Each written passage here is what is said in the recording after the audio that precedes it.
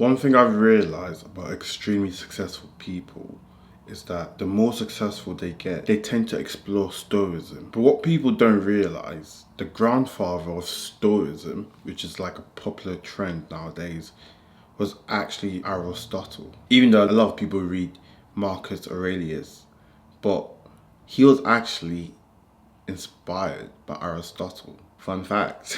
So one of Aristotle's great philosophy was flourishing, but the Greek word is eudaime, which is there are 12 to 14 virtues.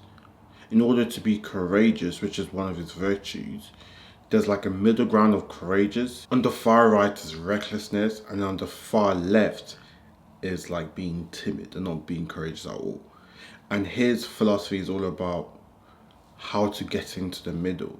So in essence, it has the extreme on both hands and the virtues in the middle.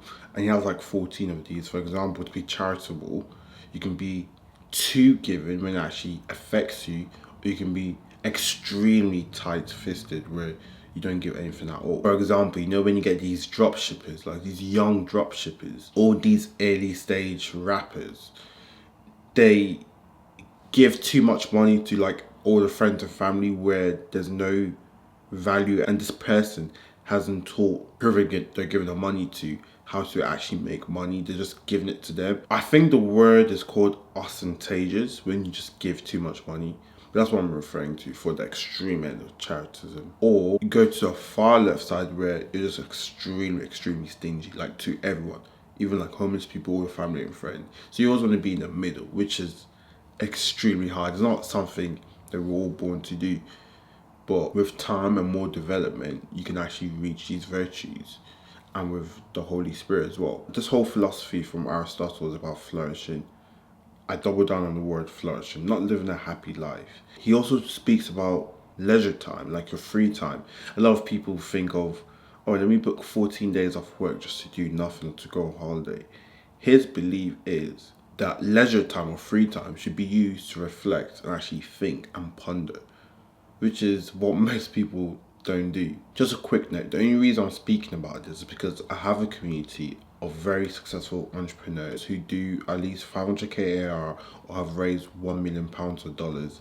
It's a tight-knit, tight-vetted group of more or less killers. Some of them were expressing how they've studied Aristotle and why they think he's effective in building wealth or preserving wealth. So if you're extremely successful, you're doing at least 500k AR, hit the link in the description and join the community where you'll be around like-minded people, and trust me, it's going to be life-changing.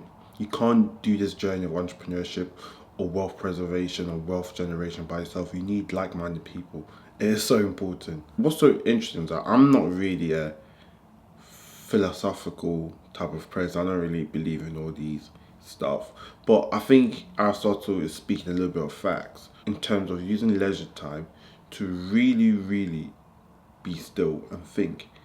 It's so crazy because I was meant to be in Copenhagen for the last 3 days because I put that off work, but I didn't end up going for some external reason. But I've had 3 days to really be by myself and be still and think. And I believe I've been more productive. And the things I've done the last 3 days will truly change the trajectory of my business, in my honest opinion. And then when I got back to work, I realized that I'm working hard at work, like extremely hard at work, flat out. I'm working out, going on my runs, going on my gym sessions. When I go home, I'm able to eat nice quality food, healthy food majority of the time. And I'm just flourishing. I'm actually flourishing. I'm in a state of flourish where stress doesn't equal pain. Of course, it's not easy working out in the morning, waking up extremely early, being fully committed to my work, and eating healthy instead of eating all these junk food. But I'm in a state of flow where I'm actually flourishing. I believe my life is so good. Obviously, this is all down to the grace God has given me.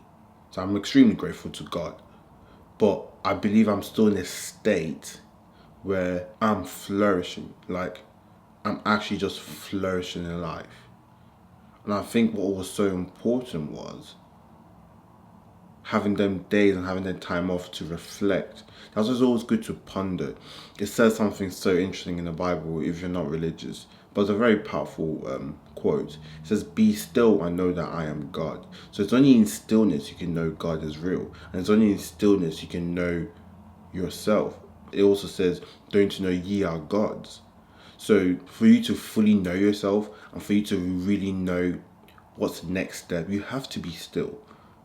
You can't just be on holiday chilling.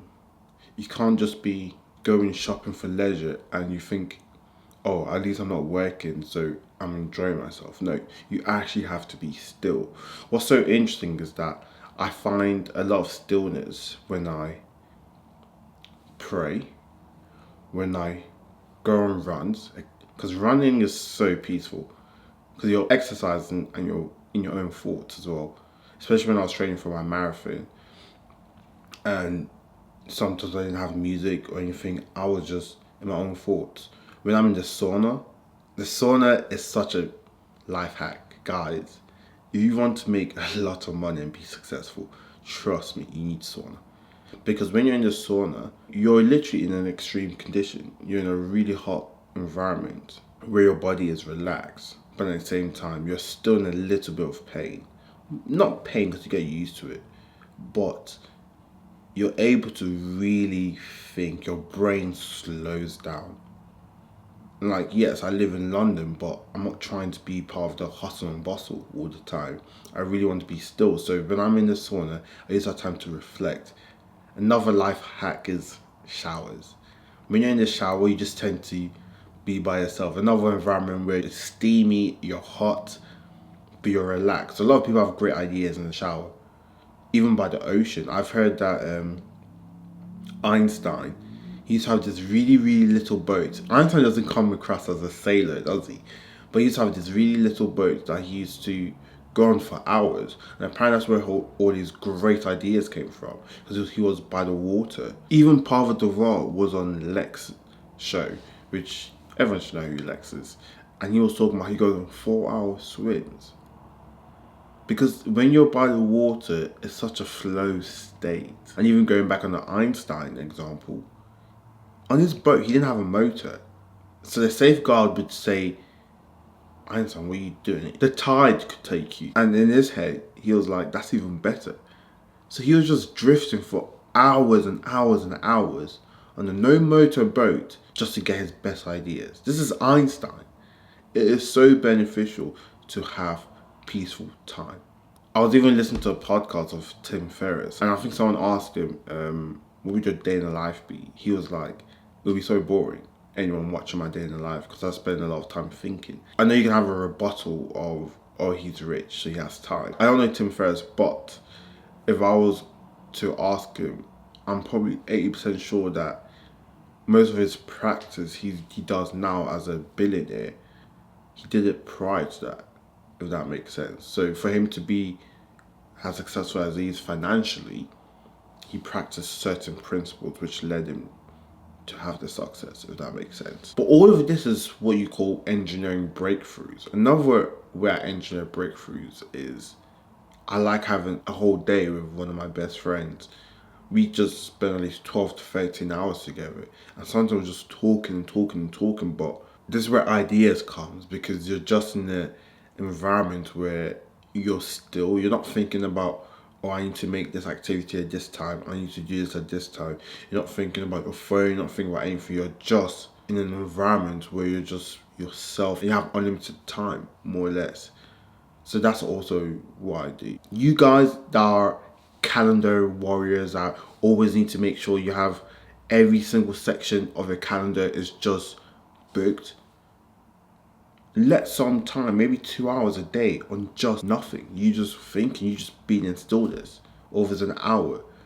I tend to wake up a lot earlier. Even waking up 30 minutes earlier and having a slow morning is so much better for your productivity for the whole day. Even like Darwin, one of the greatest men, one of them, every time he had a problem, he would go on walks, just long walks. So every time he hit like a wall, he would go on a walk. This is why when I move into my next place, one of my non-negotiables is have a park near me. I need to be able to go on long walks because it's so important. This way you can have time, even if you're listening to music or you're just not listening to anything, you're just listening to nature. You can just be by yourself and have time not to make impulsive decisions. Even in the Bible, when Jesus was making the biggest decision of his life to pick the 12 disciples, he went to the mountain by himself. Jesus, as I said, I'm not really into philosophy. Some principles that Aristotle has, I believe is factual. The main point of this video is, in stillness, there's greatness. In stillness, there's greatness. Anytime you're able to be still and just reflect, use it. If you're taking holidays for 5 days off work, use at least 2 hours per day to be still. Or even if it's an hour. If you can do 2 days or 1 day of just not planning anything, it will change your life. I'm 99.8% certain it will change your life. In today's age, most people, when they hear a problem, just stare at their screens and try to break through the hard wall when you can't. You need to take time off. If you cast your times back to when you were revising for GCSEs or A-levels, when you hit a wall in the library, you take a break or you change subject that you're revising. You just stay there for hours and hours. And if you end up doing that, you realize you weren't being as productive as if you change subjects. So we need to carry on using these principles, and this is what we speak about in our community Wellington. This is just the peppercorn sauce on the steak. This is not even the main steak. If you want the main steak, you need to join my community by clicking the link in below. And this is where there's countless of nuggets from real entrepreneurs, not crypto bros, not YouTube gurus, actual entrepreneurs who are in the trenches making millions. YouTube algorithm is extremely good. Any video they suggest here, I recommend you to watch.